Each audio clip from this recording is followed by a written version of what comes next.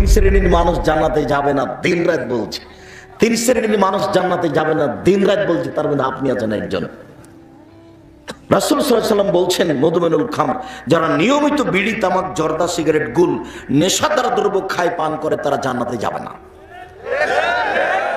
আব্দুর রাজ্জাক সাহেব, বিড়ি, তামাক, জর্দা, সিগারেট এইগুলো কি নেশাদার দ্রব্য? আপনি এইভাবে বলছেন যে যারা বিড়ি, তামাক, জর্দা, সিগারেট, গুল খায়, নেশাদার দ্রব্য খায়, তারা জান্নাতে যাবে না।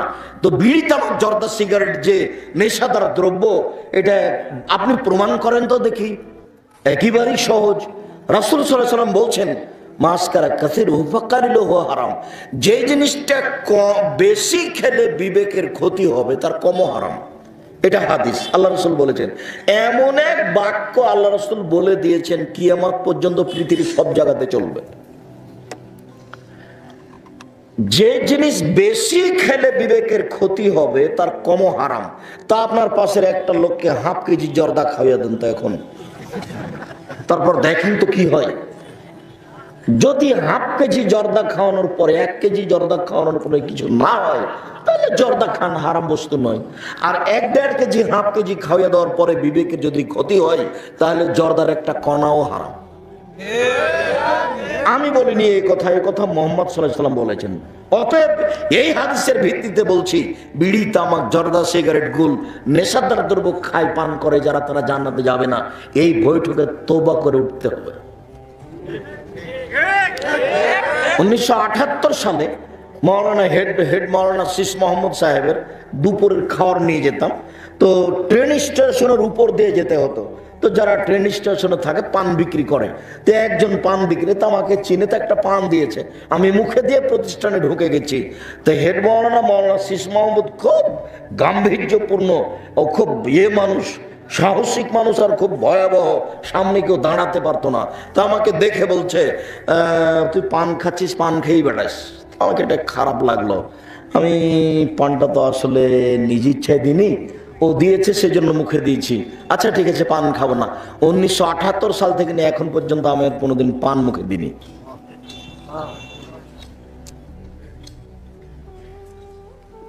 বিড়ি, সিগারেট, জর্দা আপনাকেই ছাড়তে হবে। আপনি মনে করেন না যে গরু ছাগল ছেড়ে দিলেই হবে। আর আপনি পারবেন, গরু ছাগল পারবে না। কেননা গরু ছাগলের উপরে এই বিধান নেই, মানুষের উপরে আছে, আর মানুষই পারে। আমি যে ওই যেখানে বলেছি বুঝে না ওরা অন্তর আছে, বুঝে না, দেখেও দেখে না ওরা চক্ষু আছে, দেখে না, শুনেও শুনে না ওরা কান আছে, শুনে না। উলাইকা কালানাম, তারা পশু প্রাণীর মতো, তারা গরু ছাগলের মতো, তারা কুকুর শ্রীগালের মতো, বালুহাজাল বরং তার চেয়ে খারাপ। জর্দা খাওয়ার ব্যাপারে হুকুম হলো যে, সত্যি কথা বলি ভাইরা, এটা বিড়ি খাওয়ার যে হুকুম, জর্দা খাওয়ার সেই হুকুমের বাইরে যাওয়ার কথা না। তবে আমাদের উলামারা, বুজুর্গরা খান, এই জন্য একটু আস্তে আস্তে বলি আর কি। এটা তাদের ইজতিহাদ, কিন্তু মসলায় এটাই আসে যে ধূমপানের যে হুকুম হবে, জর্দারও সেই হুকুম হওয়া উচিত। নূর হোসেন ভাই জানতে চেয়েছেন, জর্দা খায় এমন ইমামের পিছনে নামাজ হবে কিনা? জটিল জটিল প্রশ্ন, যদিও জীবন ঘনিষ্ঠ। এখন যে হুজুররা জর্দা খায় তারা আমার উপর রাগ করবে না? ওরা বলবে উনি আবার ফতোয়া দিতে দিতে আমাদেরও বিপদে ফেলে দিচ্ছে। জর্দা খাওয়া তো হারাম, মাকরুহ তাহরিমি, কেউ বলেছেন হারাম। জর্দা খাওয়া সিগারেট খাওয়া এক কথা, একটা পোড়ায় খায়, একটা ডাইরেক্ট খায়, বরং এটা আরো বেশি ক্ষতি।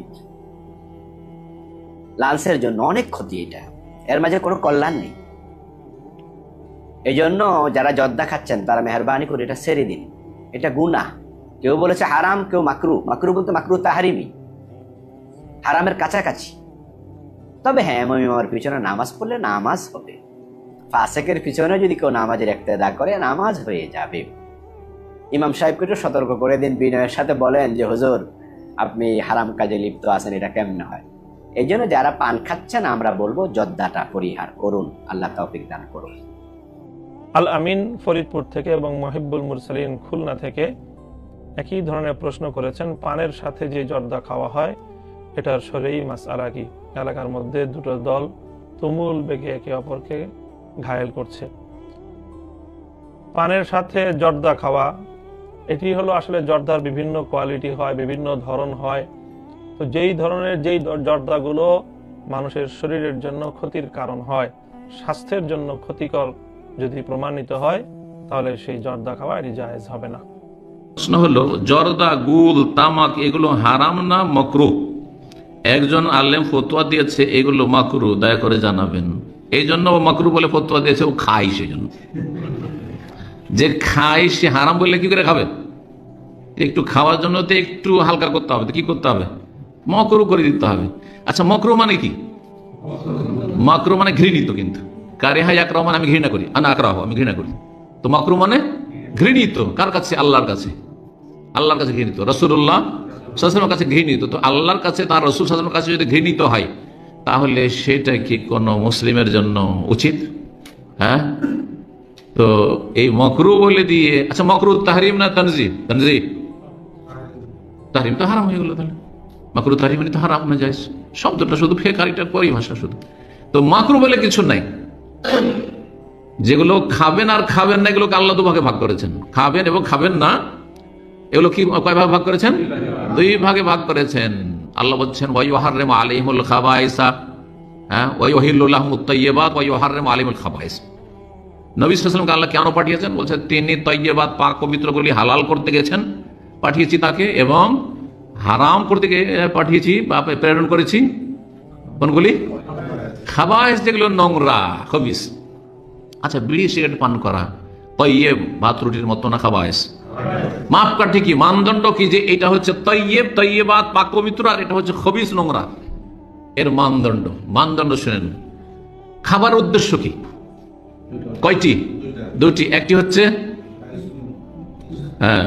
লা ইউসমিনু ওয়া লা ইউগনি মিন জু, একটি হচ্ছে ক্ষুধা নিবারণ করা, ক্ষুধা দূর করা, আর আরেকটি হচ্ছে পুষ্টিকর হওয়া। হ্যাঁ, পুষ্টি, ওইটাতে শরীরটাকে কি রাখবে? তাজা রাখবে, শক্তিশালী রাখবে, পুষ্টি থাকতে হবে।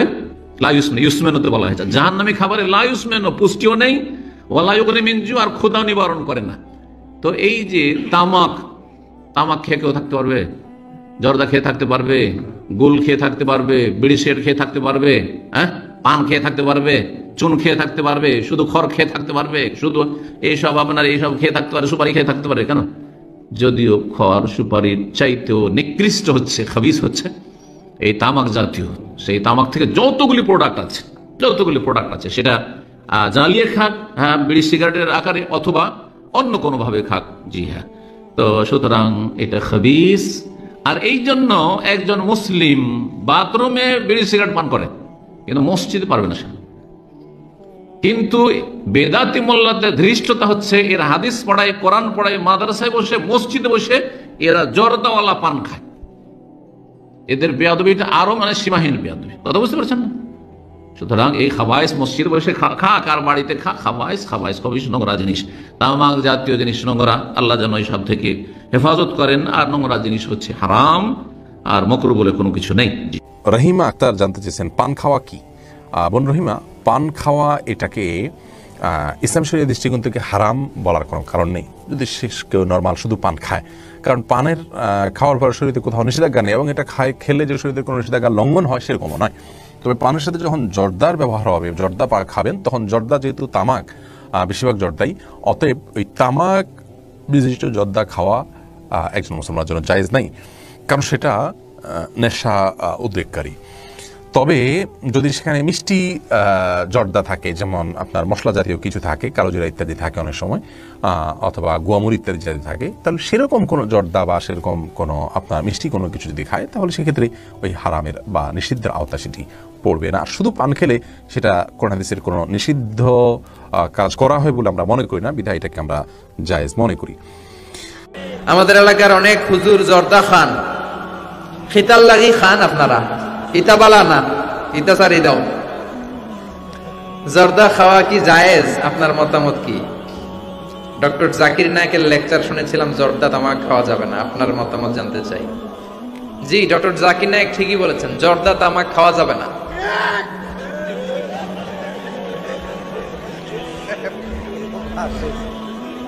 জর্দা তামাক খাওয়া যাবে না, কারণ সিগারেট খাওয়া হারাম, তাই না? যদিও অনেকে হারাম বলতে চায় না, মাকরুহে তাহারিমি বলে। মাকরুহে তাহারিমি বললে তো একই কথা, করিবুন ইলাল হারাম, হারামের কাছাকাছি। তো সিগারেটে যেটা পুরে পুরে খায়, আগুন দিয়ে পুরায় খায়, জর্দার মধ্যে ওটা আস্তে আস্তে চাবায় খায়। কথা বলেন, তো সিগারেট যদি হারাম হয়, জর্দা তো আরো আগে হারাম। এই জর্দা, সিগারেট এগুলোর সাথে মুসলমানের সম্পর্ক নাই। এই সিগারেটের যে ধোঁয়া, এটা জাহান্নামের আলামত। ধোঁয়া পাওয়া যাবে কই? কথা কয় না, জাহান্নামে থাকবে আগুন। সিগারেট খেতে কি লাগে? আগুন খায়, আগুন পেটের ভিতরে ঢুকায়, আছে না নাই? পৃথিবীতে সিগারেটটা এমন একটা খাবার, এই একটা খাবারে শুধু টয়লেটে বসে খাওয়া যায়। কথা খুব কা, তাই না? সিগারেট ছাড়া কোনো জিনিস কেউ কোনোদিন টয়লেটে বসে খায় না, শুধু সিগারেটই খায়। আবার সিগারেট হয় টোবাকো প্ল্যান্টস থেকে, মানে তামাক পাতা থেকে। তামাক গাছ আছে নি এখানে? তামাক গাছ যেখানে চাষ করে ওইখানে কোনো বেড়া দেওয়া লাগে না, ওটা ছাগলও খায় না, ছাগলেও খায় না, ছাগলেও মুখ দেয় না। তো যেটা ছাগলে খায় না, ওইটা আশরাফুল মাখলুকাত খেতে পারে? কথা বলেন। আচ্ছা, পৃথিবীর এইটাই একমাত্র পণ্য যে পণ্যের গায়ে এই পণ্যের বদনাম আর দুর্নাম লেখা থাকে। এটার গায়ে লেখা থাকে স্মোকিং কজেস ক্যান্সার, ধূমপান কর্কট রোগের কারণ, ধূমপান করলে ক্যান্সার রোগ হয়, আছে না নাই? আচ্ছা, কোন চকলেটের গায়ে যদি লেখা থাকে এই চকলেট খাওয়া মাত্রই ডায়রিয়া হয়, খাইবেন? কমু তোরটা তুই খা, তোর ডায়রিয়া হোক। কথা বলেন, কেউ খাবো না, কারণ এইটার বদনাম লেখা এটার গায়ে, খামু কেন? কিন্তু সিগারেটের মধ্যে বদনাম লেখা থাকা সত্ত্বেও মানুষ ধোয়া করে খায়, আর জর্দার মধ্যে এটা আস্তা খায়। এই জন্য সিগারেটও খাওয়া যাবে না, জর্দাও খাওয়া যাবে। কোন আলিম যদি খান, এটা ঠিক না। ওই ভাইকে বলবো আপনি ছেড়ে দেন, আস্তে আস্তে অভ্যাস করেন, পারবেন। জর্দা দিয়ে পান খাওয়ার বিধান কি? যদি প্রশ্ন করতেন সিগারেট পান করা কি, একটু খুশি হইতাম। ওটা তো প্রশ্ন করলেন না, সিগারেট পান করা কি, ওটা মাকরুহ তাহরিমা। আর জর্দা যদি নেশা জাতীয় না হয়, শুধুই জর্দা, সেটা দিয়ে যদি সুগ্রাণ হয় জর্দায়, আপনি পান খেতে পারবেন, সেটা মুবাহ। সেটা কি? সেটা কি জায়েজ, আপনি খেতে পারেন। তবে জর্দাটা স্বাস্থ্যের জন্য ক্ষতিকারক, হার্ট অ্যাটাকের ঝুঁকি 70% বাড়ায় দেয় জর্দা। কথা বুঝলেন নাই? এখন বলবেন তামাক আছে এই জন্য হারাম হবে না, কারণ আপনি আঙ্গুর দিয়ে শরবত হয়, আবার আঙ্গুর দিয়ে মদও হয়। অথবা তামাক জিনিসটা এটা হচ্ছে তুতুন, তুতুন বলা হয় ফেকার ভাষায়, এটাকে মুবাহ বলা হয়েছে। আপনি যদি এটা দিয়ে সুগন্ধি জর্দা তৈরি করে পান খান, তাতে সমস্যা নেই। আবার এই তামাকটাই যখন আপনি সিগারেটে ভরে টানবেন, ওটা মাকরুহ তাহরিমা হবে, কারণ সেটা দুর্গন্ধ ছড়ায়, সেটা স্বাস্থ্যের জন্য ক্ষতিকারক, এবং সেটা আগুন জাতীয়। কথা বুঝতে পারছেন? সম্মানিত মোহতারাম মেহমানদের কাছে জানার বিষয় হলো যে জর্দা গুল খাওয়া জায়েজ কি? যদি অন্যায় হয়, তাহলে আমাদের মধ্যকার অনেক আলেম ওলামা যারা জর্দা গুল খায়, তাদের ব্যাপারে বলার জন্য বিশেষভাবে অনুরোধ রইল। বহু চালাক লোক পাশে এতক্ষণ আমাদেরকে ওয়াজ করছেন, এবার আপনি আপনাদের ওয়াজ করেন। দেখেন, ইসলামী শরিয়ার মূলনীতি বুঝেন। মাতউমাত, খাবার, খাবারের ক্ষেত্রে ইসলামী শরিয়ার মূলনীতি কি? খাবারের ক্ষেত্রে ইসলামী শরিয়ার মূলনীতি হলো আসলু শাই আল ইবাহা। সব খাবার খাওয়া যায়, শুধু ওই খাবার খেতে পারবেন না যে খাবার খাওয়া সুস্পষ্ট হারাম। যেমন আমরা 7 আপ খাই, 7 আপ খাওয়া জায়েজ কেন? কারণ এটা হারাম, এটার পক্ষে নস নাই। আমরা পাঙ্কাশ মাছ খাই, পাঙ্কাশ মাছ খাওয়া হালাল কেন? নবী তো জীবনে পাঙ্কাশ মাছ খান নাই, কোন হাদিসে পাঙ্কাশ মাছ খাওয়ার কথা আছে? সব নাই। আমরা চাইল খাই, আমরা ডাইল খাই, আমরা টমেটো খাই। আল্লাহ নবী তার জীবনে টমেটো খাইছেন? টমেটো খাওয়ার কথা কোন হাদিসে আছে? আমরা শশা খাই না? শশা। আমরা আরো কি খাই? কপি খাই। তারপরে বাংলাদেশি সবজি কি আছে? বেগুন খাই, তারপরে বরবটি খাই, তারপরে সিম খাই, পেঁপে খাই। এগুলা নবী জীবনে খান নাই, এগুলা খাওয়ার কথা কোনো হাদিসে নাই। এগুলা খাওয়া হালাল কেন? কারণ খাবারের ক্ষেত্রে ইসলাম শরিয়ার মূলনীতি হলো আসলু শাই আল ইবাহা। প্রত্যেক ওই খাবার খাওয়া হালাল যে খাবার নিষেধের পক্ষে কোনো দলিল নাই, শুধু ওই খাবারটা খাওয়া হারাম যেটা নিষেধের পক্ষে দলিল আছে। নিষেধের দলিল নাই এমন সব খাবার খাওয়া হালাল। টমেটো খাওয়া হারাম, দলিল নাই, এজন্য হালাল। কপি খাওয়া হারাম, দলিল নাই, এজন্য হালাল। পাঙ্কাশ মাছ খাওয়া হারাম, দলিল নাই, এজন্য হালাল। এবার আপনি যদি বলেন জর্দা হারাম, দলিল দেখান, দেখেন। দলিল আমি দিব না। যদি আপনি হারাম বলেন দলিল লাগবে, যদি হারামের দলিল না থাকে ওইটা অটোমেটিকলি হালাল। কষ্ট পাইয়েন না। আমাদের সিলেটে অনেক শাক আমরা এমন খাই, আমি যদি আমার বাড়ি সিলেট, আমি সিলেট কোথায় আর রংপুর কোথায়, আমাদের সিলেটে যদি আমি অনেক শাক খাই, যদি আমি আইনা আপনাদের এলাকায় দেখাই, বলবেন না এগুলো তো ঘাস। আবার আপনাদের এলাকায় এমন বহু শাক আছে, যদি আমাদের সিলেট নিয়ে যান, বলবে ভাই এগুলা তো ঘাস। এগুলা হলো তোমার প্রত্যেক এলাকায় যে খাবারটা, ওটার পক্ষে যদি হারামের দলিল না থাকে ওইটাই হালাল হওয়ার জন্য দলিল। এবার প্রশ্ন হলো, জর্দাকে আপনি যে হারাম বলছেন, নস দেখান। যদি নস দেখাইতে না পারেন, হালাল হওয়ার জন্য এটাই যথেষ্ট। হ্যাঁ, আমরা বলি না খাওয়া ভালো, কারণ এটা স্বাস্থ্যের জন্য ক্ষতিকর। কিন্তু স্বাস্থ্যের জন্য ক্ষতিকর হলেও যদি হারাম হয়ে যায়, বাংলাদেশের কোনো মাছ আপনি খাইতে পারবেন না, সবগুলোতে ফরমালিন দেওয়া। বাংলাদেশের কোনো খাবার আপনি খাইতে পারবেন না।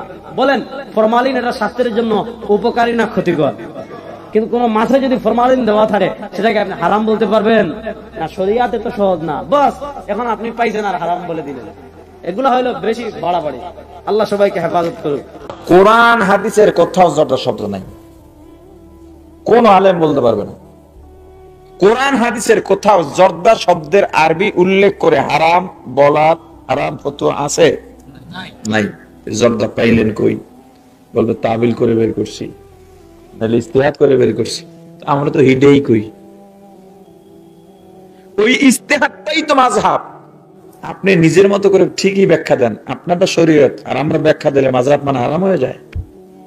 আর একটা সহজ কথা লামাযহাবীদের মাঝে এখন যারা খুব পরিচিত আলোচক, এর মধ্যে শেখ আব্দুর রাজ্জাক বিন ইউসুফ একজন, মুজাফফর বিন মহসিন একজন, বেআলেম পণ্ডিত ব্রাদার রাহুল একজন, এরকম আর কয়েকজন আছে। এই তো এরা যে কথা বলে, আমার কথা হয়েছে আপনি ভালো করে বুঝে শুনে জবাব দিবেন। এটা শেখ আব্দুর রাজ্জাক বিন ইউসুফ এই কথা একমত হবেন। শেখ আব্দুর রাজ্জাক বিন ইউসুফের তাকওয়া বেশি ছিল না ইমাম আবু হানিফার তাকওয়া বেশি ছিল? শেখ আব্দুর রাজ্জাক বিন ইউসুফের ইলম বেশি ছিল না ইমাম আবু হানিফার ইলম বেশি ছিল? আমল শেখ আব্দুর রাজ্জাক বিন ইউসুফের বেশি ছিল নাকি ইমাম আবু হানিফার বেশি ছিল? ইমাম আবু হানিফা তাবি, তিনি তাবি, সাহাবীদের দেখেছেন সরাসরি। ইমাম আবু হানিফা এশার নামাজের পরে 40 বছর এশার নামাজের পরে ঘুমান নাই। এশার নামাজের পরে নামাজ আদায় করতে করতে, তাহাজ্জুদ পড়তে পড়তে, জিকির করতে করতে, তেলাওয়াত করতে করতে, কিতাব মুতালা করতে করতে ফজর করে দিয়েছেন। ইমাম আজমের তাকওয়া সারা দুনিয়ার মানুষের তাকওয়া এক জায়গায় করলে সমান হওয়া সম্ভব নয়। এবার বলেন, ইমাম আবু হানিফা যেই কথাটা বলেছেন আমাকে, আমার কাছে সেটার গুরুত্ব বেশি না শেখ আব্দুর রাজ্জাক বিন ইউসুফের কথাটার গুরুত্ব বেশি? এবার আপনার সুয়ালে মুকদ্দার, শেখ আব্দুর রাজ্জাক বিন, সে তো নিজের থেকে বানায় কয় না, হাদিস থেকে কয়, কথা বলে না। আমার কথা বোঝেন আপনারা? হাদিস থেকে বলেন, ঠিক আছে হাদিস থেকে বলেন, উনি যে হাদিস শিখলেন, এইটাই যে হাদিস, এটা উনি কোথায় পেলেন?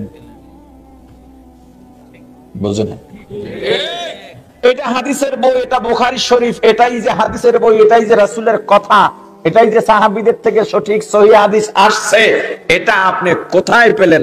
আপনার কাছে রাসূল আসছিলেন নাকি ইমাম বুখারী স্বয়ং আসছিলেন নাকি সাহাবী আসছিলেন? আপনি বলবেন আমার ওস্তাদ থেকে আমি শুনেছি। আপনার ওস্তাদ যে সঠিক, এই দলিল আপনি কোথায় পেলেন? আপনি যদি আপনার ওস্তাদের কথা বিশ্বাস করে ওটাকেই আপনি দ্বীন মনে করেন, আমি আবু হানিফার কিতাব পড়ে দ্বীন মনে করতে পারবো না কেন?